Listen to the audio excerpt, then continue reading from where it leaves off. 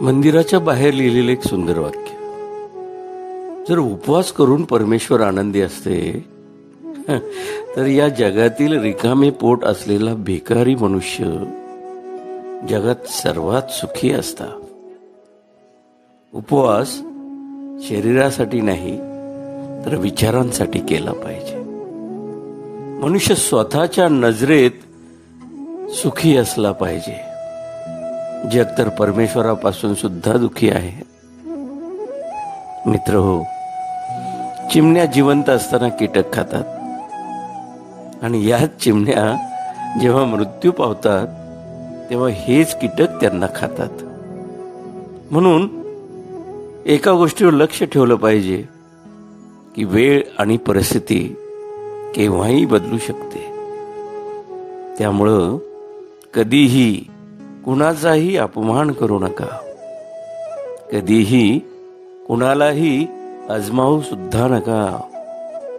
तुम्ही शक्तिशाली असालही, परंतु वेळ मात्र तुमच्यापेक्षाही शक्तिशाली असते. एका झाडापासून किंवा झाडाच्या वनांपासून अनेक माचीच्या काड्या बनवता येतीलही, परंतु तीच एक काडी संपूर्ण त्या झाडांच्या वनालाही पेटू शकते. कोणी कितीही महान असे नका, परंतु नियती मात्र कधीही कुणालाही महान बनवत नाही. बघा ना, कंठ दिला कोकिळेला तर रूपच काढून घेतलं. सौंदर्य दिलं मोराला तर इच्छा हिरावून घेतली.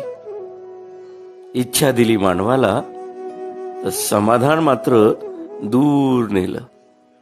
आणि समाधान दिलं संतांना तर संसार हिसकावून घेतला. म्हणून कधीही अहंकार करू नका. परमेश्वराने या मातीपासून बनवलं आणि याच मातीत आपल्या सगळ्यांचा शेवट केला. या जगात माणूस 3 गोष्टींसाठी फार श्रम करतो. पहिली गोष्ट, माझं नाव मोठं व्हावं, माझा पोशाख चांगला असावा आणि माझं घर सुंदर असावं. पण परमेश्वरही तितकाच अगदी चलाख. मृत्यू होताच परमेश्वर या 3ही गोष्टी सगळ्यात पहिल्या बदलून टाकतो.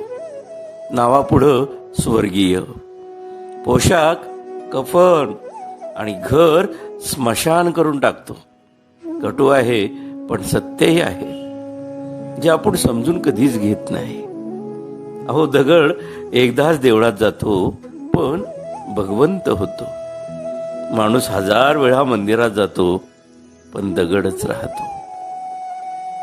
कोणी लिहिलं माहित नाही, पण लिहिणाऱ्याला सलाम. बघा, पटलं तर घ्या यातून काहीतरी. अभिवाचन विठ्ठल शितोळे.